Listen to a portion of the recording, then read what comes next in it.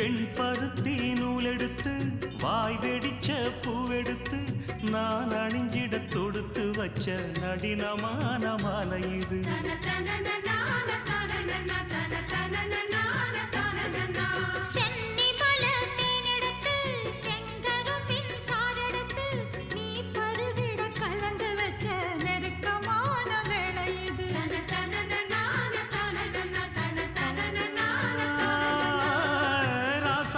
உடம்பிருக்கும் ரவிக்க துணி நானாக அன்னாடம் சூடி கொண்ட ஆசை வச்சாகாதா.